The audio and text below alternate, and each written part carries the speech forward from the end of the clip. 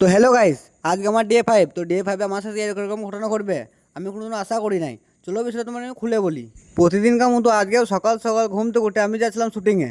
তারপর যাওয়ার সময় দুটো সেলিব্রিটির সাথে আমার দেখা হয়ে যায়। তো সেলিব্রিটিগুলো কে তোমরা একটু দেখে নাও, এত বড় সেলিব্রিটির সাথে আমার দেখা হয়ে গেলো, আমি কোনোদিন ভাবতে পারি না দেখা হবে আমার সাথে।